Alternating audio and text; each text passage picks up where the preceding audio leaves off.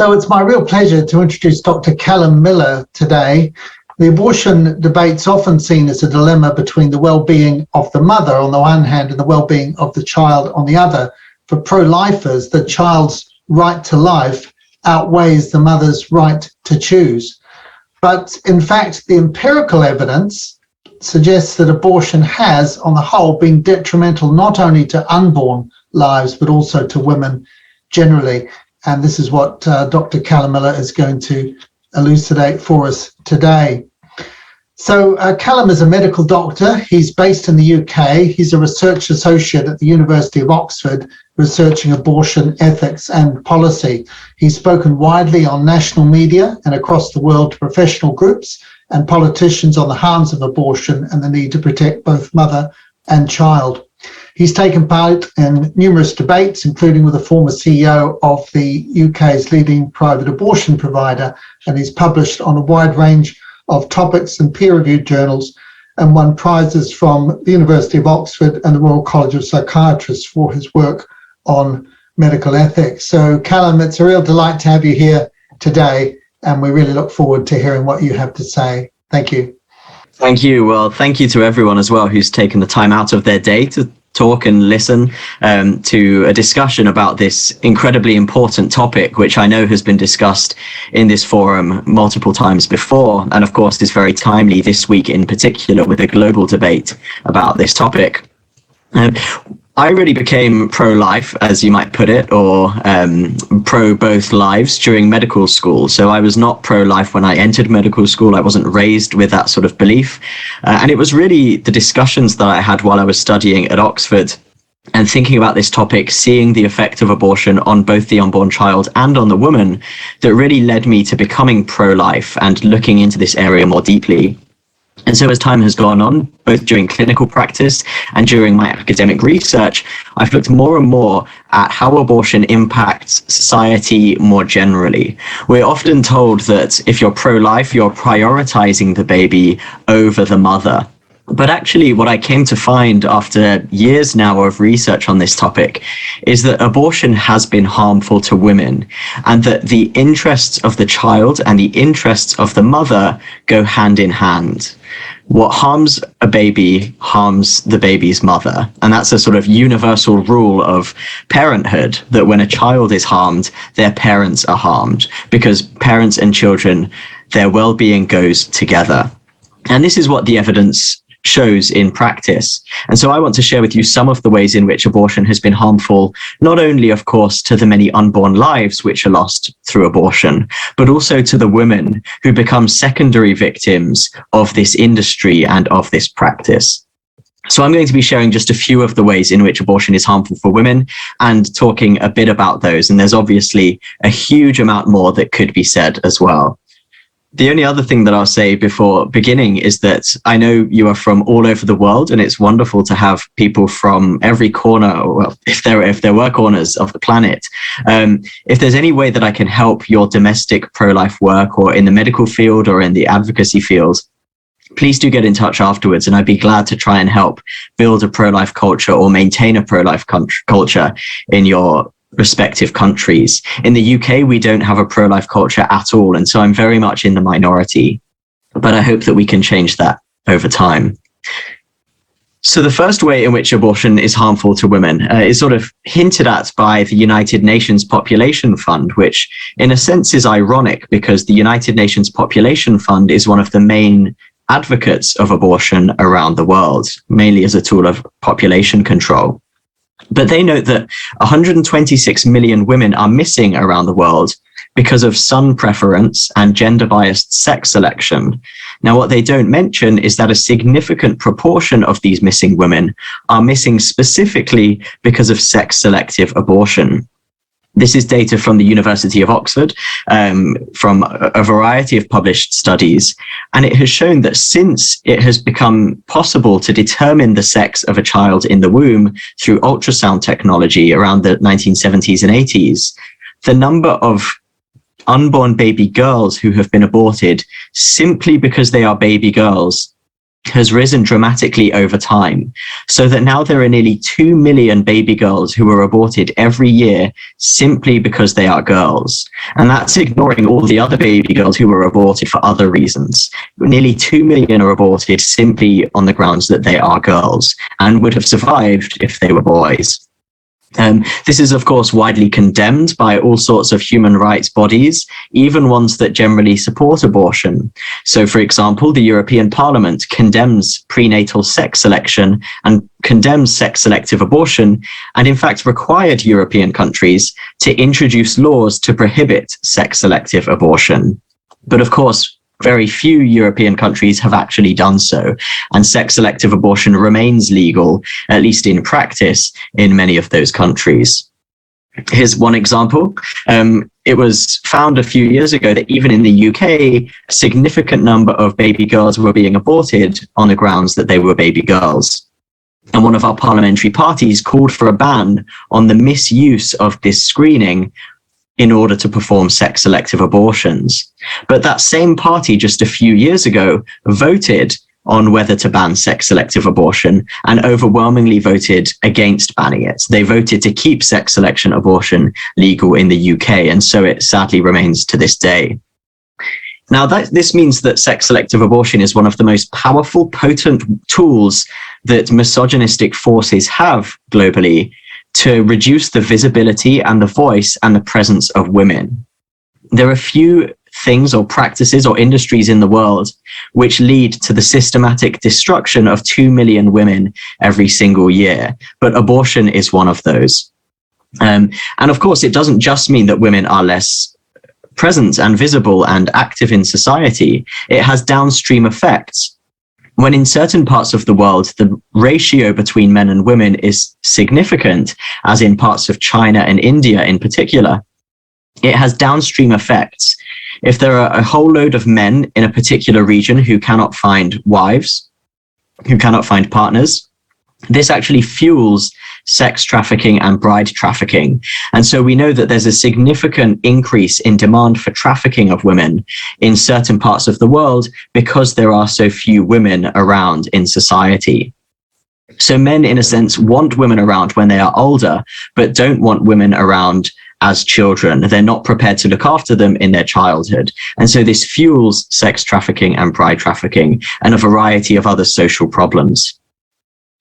A second way in which legalized abortion has contributed to negative repercussions for women is because so many abortions are coerced, either by men or by doctors or by family members or by friends or by abortion providers. And all of these are relatively common. We know that several studies showed that about 20 to 25% of abortions are done under the pressure or enforcement of other people, particularly the male partner.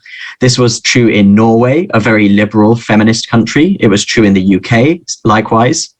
And it was also true in the Republic of Congo and Gabon in sub-Saharan Africa. So this is a global phenomenon that forced abortion is very common. And this isn't just forced abortion in a sort of outright coercive way. We know that all sorts of societal pressures contribute to abortions that women don't ultimately want. For example, it was found in Scotland, which again is a very feminist, progressive country. 3/4 of pregnant women and new mothers in Scotland claimed that they were the victims of discrimination because of their having a child. And this inevitably creates pressure on women not to have a child. It was seen that in Ireland, after it legalized abortion a few years ago, within a few months, female pilots in Ireland were being told that they should have an abortion if they got pregnant or they would lose their jobs. This has not been liberating for women. Likewise, we know that abortion providers and doctors themselves coerce abortions. It's been found that abortion providers have targets for the numbers of abortions they should perform. In the UK, Marie Stopes, which of course is very widely prevalent around the world, Marie Stopes were found in the UK to have pressured women into having abortions. They even had a company-wide policy that if a woman decided not to have an abortion, they would be called up again on the phone in order to encourage them to reconsider. And likewise, there were attempts to give women abortions without gaining proper informed consent. And of course, if you don't have informed consent, then you don't have consent. And so these were non-consensual abortions being provided by Marie Stopes in the UK, particularly to children and disabled women. And of course, it goes without saying that this is when they were on their best behavior. This is when Marie Stopes were being watched and visited by the hospital regulators. So we can only imagine what happens and takes place when the hospital regulators are not watching. Just as an example, they had target abortion rates of 98 to 100%. What that means is that they expected every woman who came considering an abortion to have one. And if this didn't take place, they regarded it as a failure. And staff would actually be paid more if they got women to go ahead and proceed with abortions. And so there's much more that could be said about this. In another example, coerced abortion takes place by normal public health sector doctors. It's widely agreed that coerced abortion is a brutal human rights abuse, again, by bodies which normally support abortion. In the Committee on the Rights of Persons with Disabilities, the committee which generally the UN committees support abortion, this committee said that forced and coerced abortion was a brutal form of discrimination against disabled women. The Parliamentary Assembly of the Council of Europe said that forced abortion should be criminalized. A UN special rapporteur, who again are usually pro-abortion, said that forced abortion on disabled women is a form of torture, and so on. And yet we know that this happens in the UK to disabled women. Just a couple of years ago, there was a woman who was of Nigerian origin in the UK. She was in her 20s and she was 22 weeks pregnant, which means that the baby could even have possibly survived outside of the womb. But she had what was described as a mild to moderate learning disability. Now, the woman's mother was a midwife. She had a social worker as well. The mother or the grandmother, who was a midwife, and the social worker both agreed that the baby should be kept and that the woman wanted the baby to be kept and the baby could be looked after. The judge in the case also said that the woman wanted to keep the baby. But because doctors thought that it would be bad for the woman, they tried to force this disabled woman to have an abortion. And when the woman refused, they took her to court, where a judge ordered the woman to be given a forced abortion.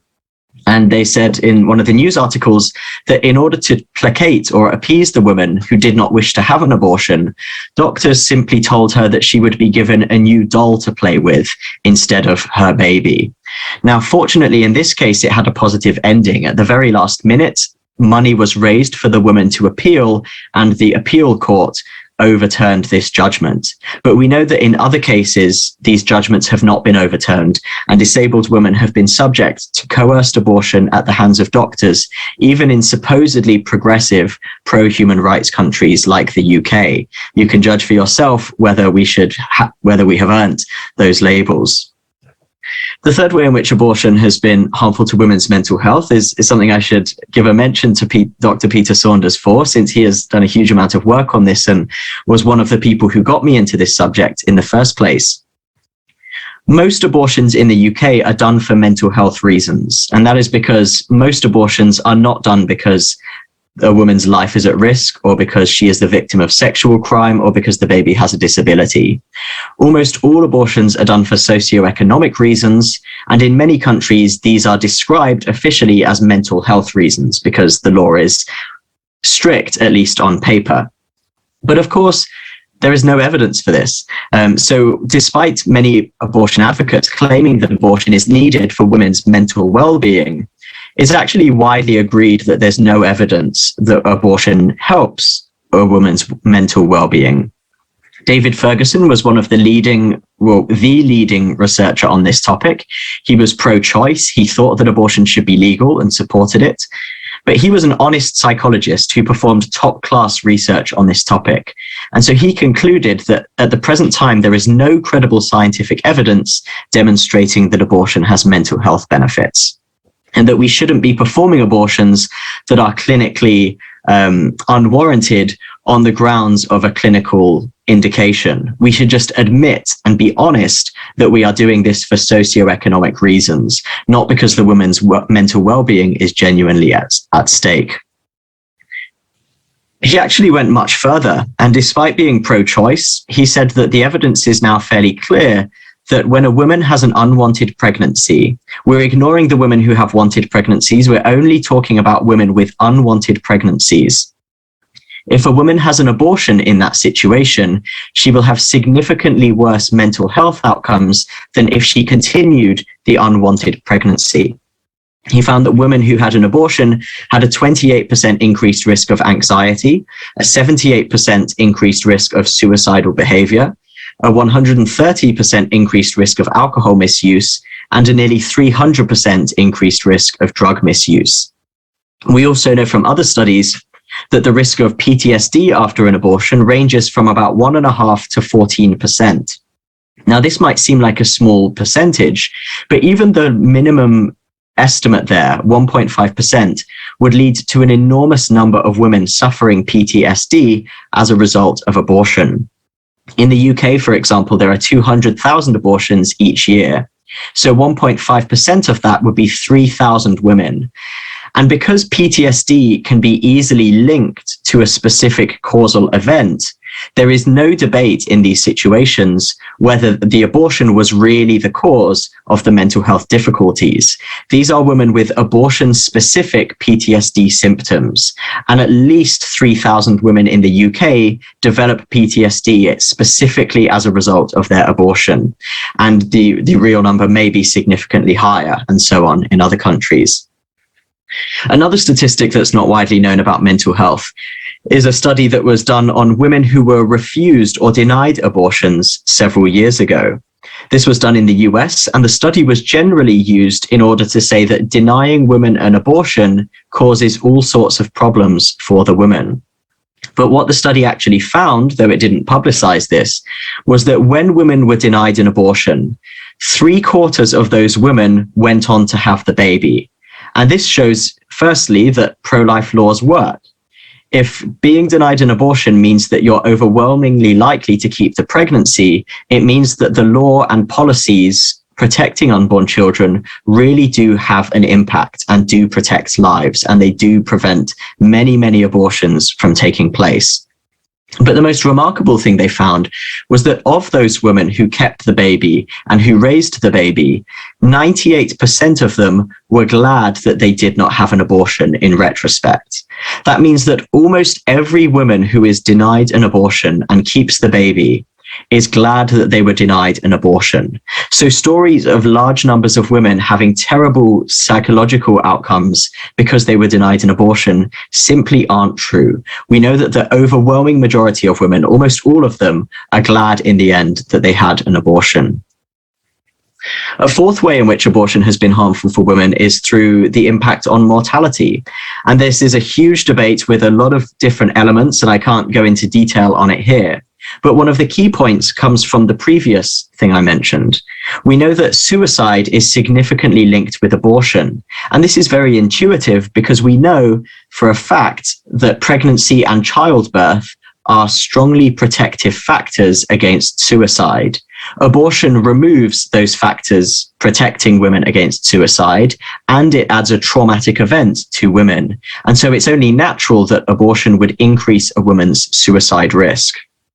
But in fact, in many countries like the UK, maternal suicide is the second largest cause of direct maternal deaths within 6 weeks of the pregnancy. And if you take maternal deaths up to a year after the pregnancy, suicide is the leading cause of maternal death.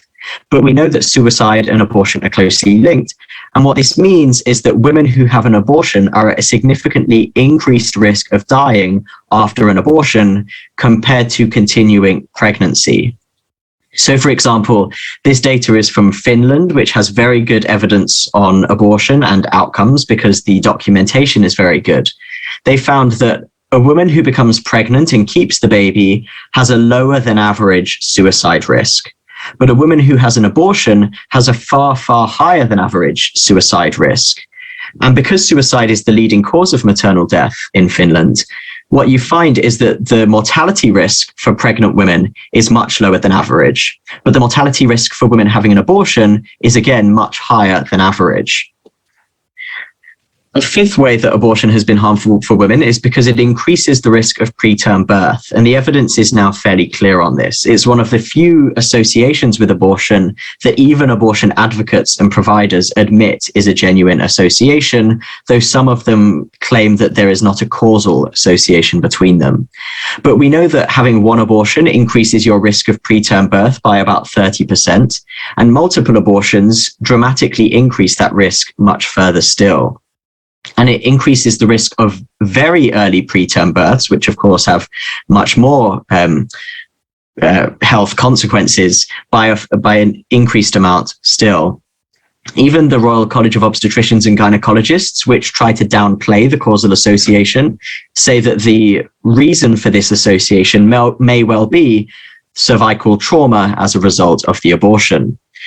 And of course, preterm births have a huge effect on public health more generally. We know that in the US, very early preterm births alone, about 23,000 of those are thought to be caused each year by abortion, as are about 2,000 cases of cerebral palsy, which lead to enormous healthcare costs of over $1 billion a year simply in neonatal costs looking after for premature babies. And that doesn't include all the extra health costs throughout the child's life that will be there as a result of that premature birth.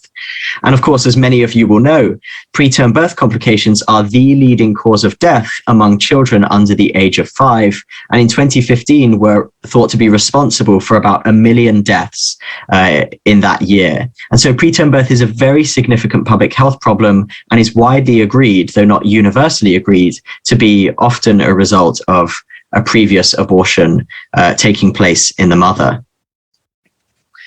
And the final thing I want to say before we have a short time of question and answer, where I'll do my best to answer questions about this and to respond to any objections you might have, is the effect that abortion has on the culture in a society. Now, this is a bit more complicated, so bear with me. We know that when abortion is made possible, it means that you can escape some of the responsibilities of having sex with someone that you might not be prepared to be married to or to become a parent with. And so abortion access increases uncommitted sex. It increases the number of people having sex who are not committed to each other and who are not committed to having a child. Now, this has negative impacts on women in two ways. Firstly, it completely liberates men from the burdens of unwanted pregnancy. Although abortion has often been seen to liberate women, it still does so at a cost, because a woman who gets pregnant will have to either deal with an unwanted pregnancy by herself and have a child by herself, or she will have to have an abortion, which is a traumatic event that causes significant distress. Whereas for the man has none of these costs or burdens. A man can simply have sex, walk away, and say to the woman, if you don't want the child, you should deal with it yourself. And so what this means is that the burden of unwanted pregnancy, which massively increases when abortion is legalized, that burden falls almost entirely on the women, whereas men can walk away. Another way that this has been harmful is that because men have been entitled to walk away by the legalization of abortion, families break down. And because we know that families staying together is one of the leading causes of economic growth and development and prosperity, family breakdown is one of the leading causes of economic difficulty and poverty. And this is almost all something that falls, again, disproportionately on the women and disproportionately on poor women. As an example, this was a Nobel Economics Prize winner, George Akerlof, and his wife co-authoring a paper. His wife is now the Secretary of the Treasury in President Biden's US government. And there was a third co-author his credentials are not so relevant here. But these are generally liberal, progressive people who we may imagine are likely to be pro-choice and certainly very credentialed in economics.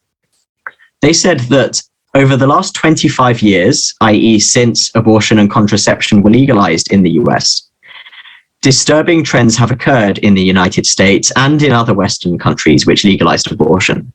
Just at the time, about 1970, that the permanent cure to poverty seemed to be on the horizon, single motherhood and the feminization of poverty began their long and steady rise. As a result, United States poverty rates have been stubbornly constant for the last quarter century. What this means is that the US was well on its way to eliminating and curing the problem of poverty. But specifically because of family breakdown as a result of abortion, there was a huge increase in poverty, which largely fell on women, and poor women in particular. This is a problem that has dramatically changed the realities of everyday life for thousands and indeed millions of women in the United States, and it can be directly traced to the legalization of abortion. Now, of course, there are many other problems with family breakdown on society.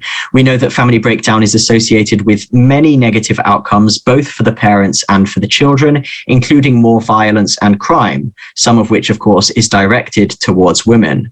We know that the decline in marriage has been responsible for a significant increase in child poverty and indeed in inequality, and particularly racial inequality in the US.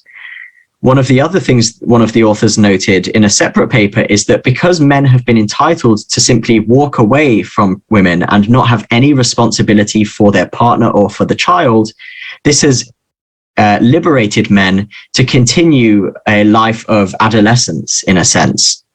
So all those teenage boys who grow up maybe robbing newsagents or robbing, supermarkets, who do kind of small time crime, if they have no responsibility for a partner or for children, they are more likely to persist in those violent habits. And so what happens is that men without those responsibilities develop increasing and more serious criminal tendencies, including violent crime and drug use and so on. And of course, this has a significant impact on women who are often the victims of those things. Now, there's far more that could be said about all of that. There's a huge amount more that could be said about all of that, but I want to give plenty of time for questions and answers. So the final thing that I will say here is that I've whizzed very, very quickly through a lot of this evidence. And you may be thinking, what are the references for this? Is there more to it? The answer is yes. So I have on my website a comprehensive question and answer on the topic of abortion. Pretty much any question that you might want to ask about this topic, there will be answers to those questions and references to academic papers backing up what I say. So please do use that as a resource. Please feel free to share it. Feel free to copy and paste it and use it in defense of mothers and unborn children. And as I said at the start, if there's any way that I can support your work in all the different countries around the world from which you are, I'd be delighted to help. So please do get in touch, and I do my very best to offer you resources and advice and suggestions on how to make good use of these resources. So thank you so much for your patience. Thank you so much for your interest in this topic.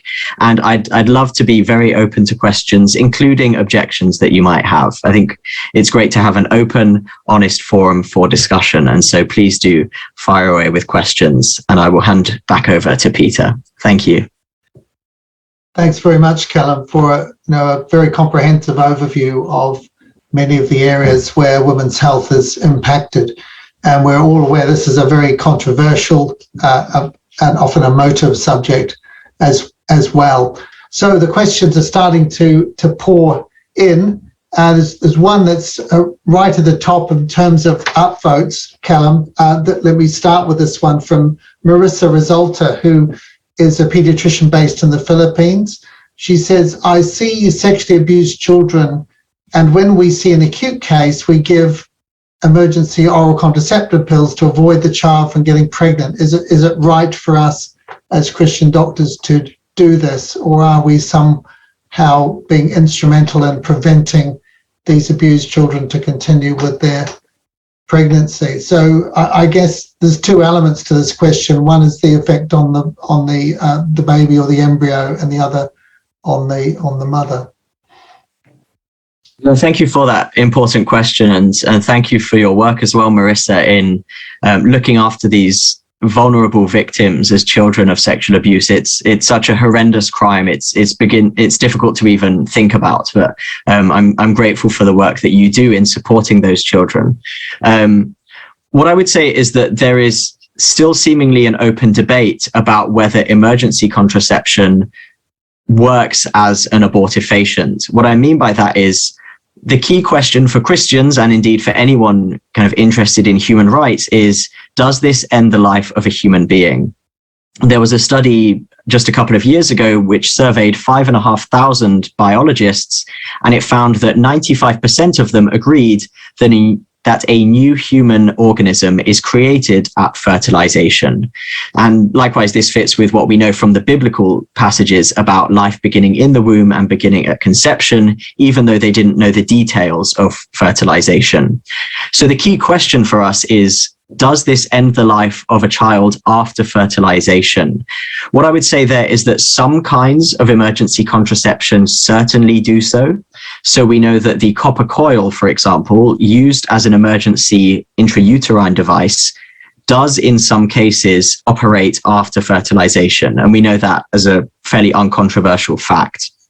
What is more controversial, I have my own views on it, is whether other emergency contraception like levonorgestrel or ulipristal work as abortifacients, meaning that they work after fertilization. It's difficult for me to give a definitive answer because I'm not an expert in that topic, and different pro-life people genuinely do have different views.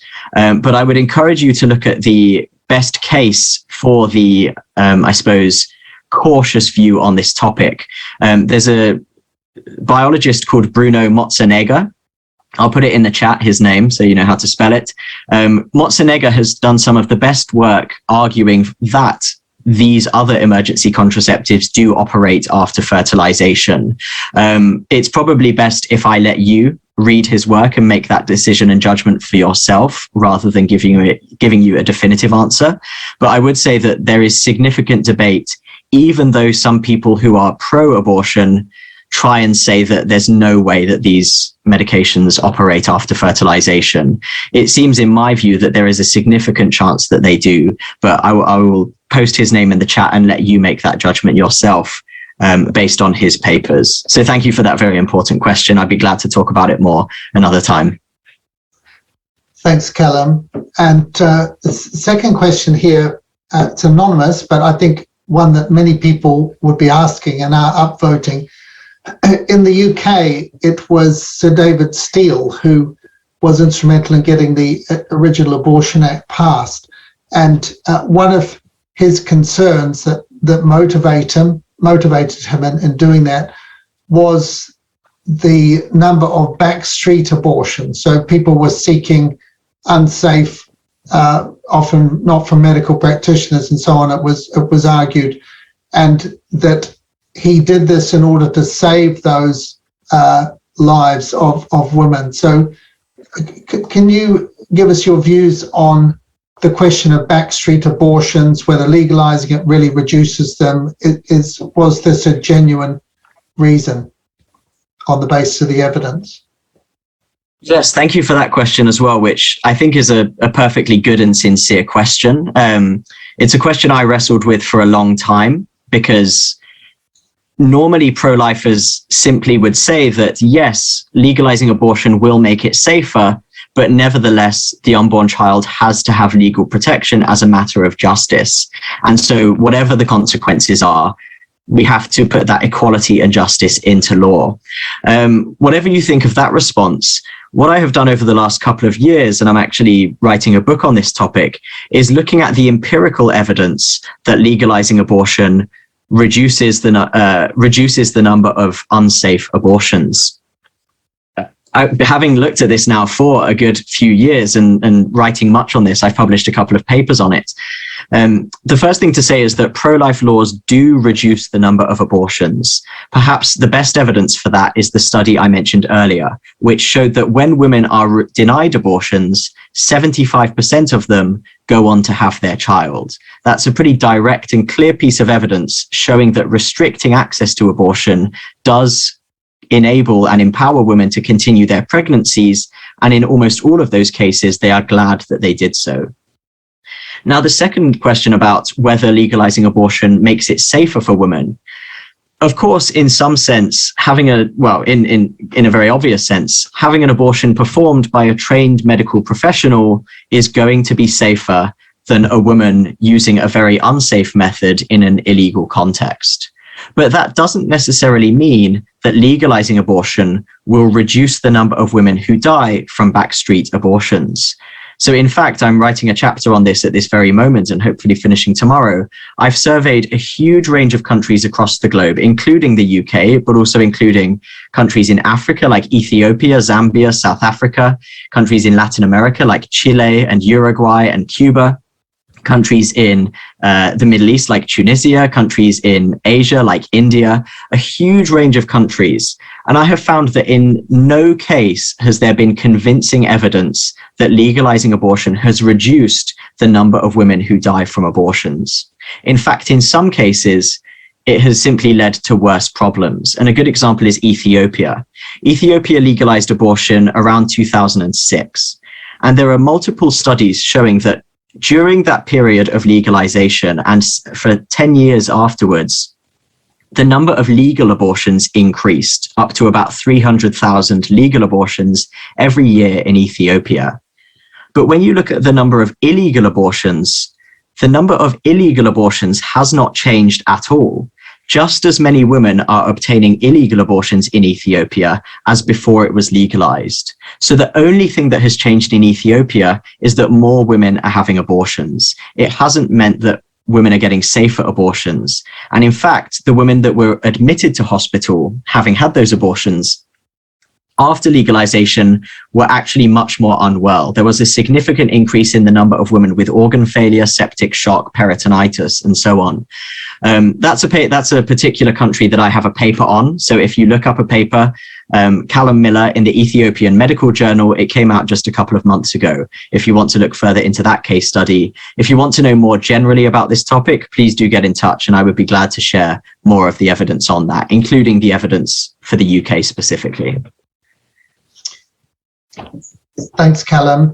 From David Knight here, the question, is there any research comparing or contrasting the outcomes and negative effects of medical abortion on the one hand versus spontaneous miscarriage on the other? Perhaps specifically with relation to the issues you mentioned around mental health problems and premature births. Is abortion any more damaging to those things than a spontaneous miscarriage? Yeah, thank you for that question as well, David. The honest answer, which will be unsatisfying, but hopefully it will allow us to get through as many questions as possible, is that I don't know which evidence has looked at this. So there certainly is evidence comparing the mental health outcomes of spontaneous and illegal abortion. Spontaneous and induced abortion. So that evidence certainly does exist. I know that Priscilla Coleman is one of the leading researchers who has looked at some of that evidence. And so if you look up Priscilla Coleman's work, she will have written about it. It's very likely that David Reardon has written about it as well. So I'll write those names in the chat. But I don't know that specific literature in detail about that comparison. So I can't share the results of that. But there certainly is literature, and those authors would be a good place to find it in. So I'll put their names in the chat. So thank you, and sorry that it wasn't the answer you were necessarily looking for. Just a reminder that we will, when we write to you after this webinar, give you links to Calum's blog and a number of the articles that have been mentioned. Howard Lyons is a ICMDA board member. Calum, he's asking, why are governments, for example, in the UK, so resistant to scientific research about the adverse effects on abortion on women, when in other situations, for example, COVID, they claim to be following the science? There's a great question. Yeah, thank you. And thank you for your service to ICMDA as well. It's in a sense, it's quite a simple question. There's a lot to it, but the answer really is ideology. A really good example of this, in the main review, which is cited on abortion and mental health, is a study by the National Collaborating Centre for Mental Health. It was published in 2011, and it said It said a few things, and it did actually say that there was an association between abortion and mental health, but its general conclusion was that there's not a significant link, and in general, women who have abortions have roughly the same mental health outcomes as women who continue unwanted pregnancies. But what they said was that the evidence for all of the things they looked at, and it was a very detailed study of, well over 100 pages and hugely comprehensive as a systematic review. It said that all of the evidence was very low quality. So we really don't know what the answer is on this question of abortion and mental health. And this is the main study that is cited by pro-abortion advocates to claim that abortion doesn't harm a woman's mental health. But despite the fact that they said that all the evidence was very low quality, in their conclusion, they specifically recommended we should stop looking at this question and should look at other questions, which is a completely bizarre conclusion if they're admitting that the evidence is very poor quality. Generally, if the evidence for an important question is very poor quality, that is a profound incentive to carry on studying that question and get better evidence on it. But they said we should stop looking at it. Likewise, in the same domain, David Ferguson, who I mentioned earlier, his research is widely regarded as the best research on this question. He was actually asked by his government in New Zealand not to publish his findings because of the political consequences that it could have. And so we have some fairly kind of clear ideological or clear evidence that there are ideological motivations behind the suppression of evidence and behind an unwillingness to debate these sorts of topics. And unfortunately, that's getting worse. So if anyone is in the academic space and does want to discuss these questions, it would be great to hear from you to talk more about how we can have these conversations properly in a way that isn't censored or misconstrued. So thank you for that great question. Thanks, Calum. A question here about the relationship between capital punishment and abortion. Why is it that some countries who are opposed to abortion in their laws back capital punishment and vice versa? Is this a confusion of ethical principles? Yeah, thank you for that question.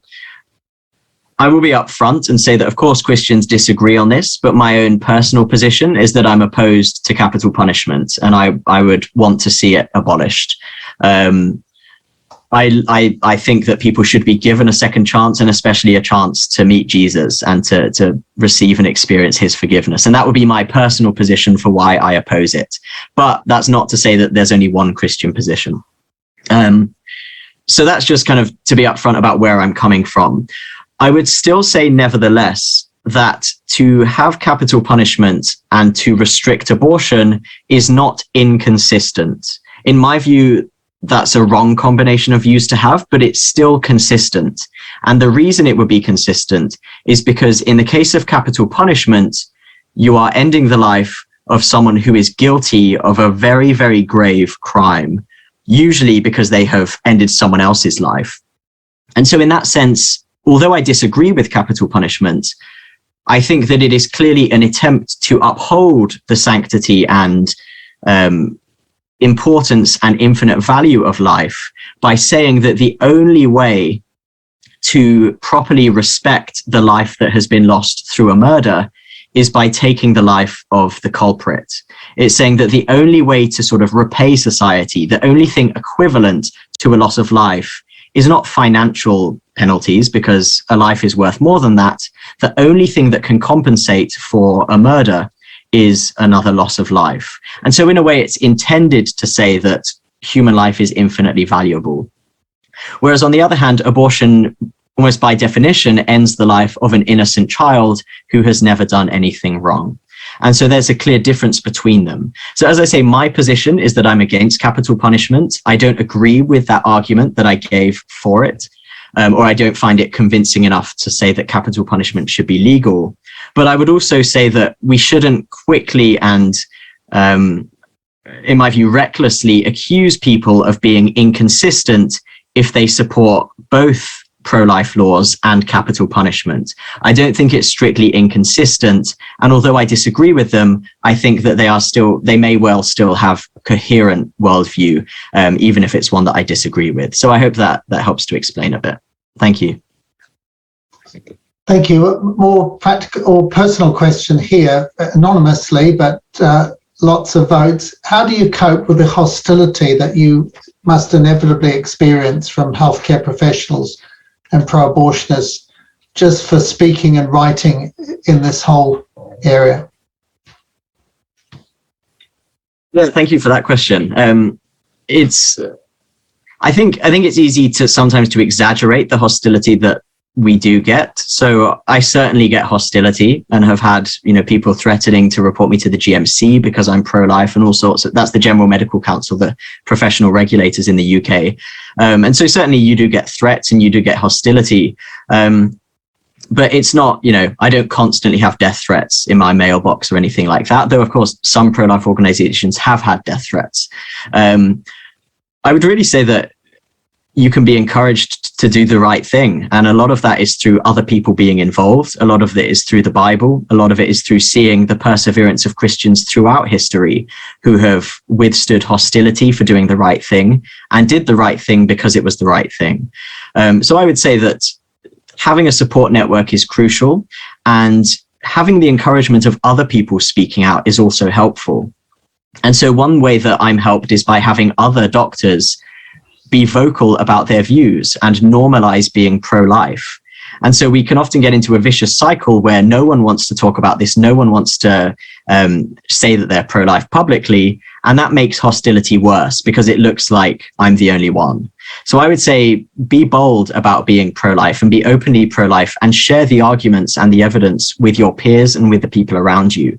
I think that can be hugely helpful, and you don't need to be afraid. I think there are good legal options available to you, and you have a wonderful family of support in the church and in ICMDA to support you if you do get hostility for it. So I would say be courageous, but also be careful. And, you shouldn't be needlessly provocative or rude about it, but there's plenty of support available. And I'd be glad to talk more about it with anyone who wants to know more about that. Thanks, Calum. It's often the hard cases which are used to change the law. And this was certainly the case in the UK, where back in the 1960s, it was argued about preventing the birth of disabled children, but also particularly to stop the backstreet abortions and the attendant mortality, a question you've addressed already. But there's a specific question here about the Ireland situation and the very highly publicised case of Dr. Savita Halappanavar, the Indian dentist who died as a result of sepsis, which followed a miscarriage when she was not given an abortion. Any comments on that one? Because I know that changed a lot of people's minds on this issue and swayed them into thinking that it was right to legalise abortion in Ireland. Yeah, absolutely. And it's certainly an understandable point. It was a tragic situation, and a woman lost her life, and her life was infinitely valuable to God and should be to us as well. And so anything that we can do within the bounds of the law and within the bounds of ethics to save the life of a woman like Savita should be done. And it's I believe it grieves God that she died, and it's something that should never happen. I do think, though, that this is a good example of how so much of the media and even some kind of professional authorities can misrepresent what actually happened in order to lobby for legal change. The reality is that Savita had a case of premature rupture of membranes, which meant that as long as that went on, there was an increasing risk of infection, and she went on to develop chorioamnionitis. And as a result of that, she passed away eventually. And it is true to say that good medical practice should have delivered the baby at least as soon as there was a sign of infection or a sign of sepsis. As soon as there is a sign of infection, the baby should be delivered, not intentionally ending its life, but removing it from a dignified way from the mother, knowing that it will pass away in any case in order to try and save the mother's life. So this is not an intentional killing, but this is the baby passing away would be a foreseen consequence of removing it from the mother in order to save her life, and knowing that there was no way the baby would survive whatever you did. So what happened in Savita's case was that the doctors did not recognize that she had an infection quickly enough. And so as a result, the infection developed, and because the infection was too developed by the time they tried to deliver the baby or gave her antibiotics or any other treatment, the infection was so severe that eventually she passed away as a result of sepsis. Now, this is a horrendous thing. What is absolutely clear is that the law in Ireland allowed the baby to be delivered if the woman's life was in danger, as it clearly was, according to any sane clinical judgment in that situation. We know that in countries which ban abortion, situations like this happen frequently. They're not the majority of pregnancies, it's a small minority of pregnancies, but they happen everywhere all over the world. Women have premature rupture of membranes, develop infections, and need to have their babies delivered. There is not a single pro-life country in the world which bans a doctor from delivering that baby in that situation. And so afterwards, the doctors, probably in an attempt to cover their backs, said that we didn't understand the law was unclear, we didn't know whether we could deliver the baby. But the reality is that the law was absolutely clear. The baby was legally permitted to be delivered, and clinical judgment is clear that as soon as there is a sign of infection, the baby should be delivered. So this was simply and very tragically a case of clinical misjudgment and clinical mismanagement that led to the loss of a woman's life. It had nothing to do with the law, which would have allowed the baby to be delivered in that case and perhaps have saved her life. I say much more about this on my website. There's a whole question on this specific woman's case on my website. So if you want to know more, please do go there and have a look. But thank you for that good and important question. Calum, you mentioned mental health and also premature birth and the sequelae of those. You didn't address the question of breast cancer. Is there any link between abortion and breast cancer, or is the jury really still out on that question? Yeah, thank you. Let me very quickly say on mental health first, there was a question in the chat that I really do want to answer on the mental health stuff because it's an important objection and I should have been clearer in the talk.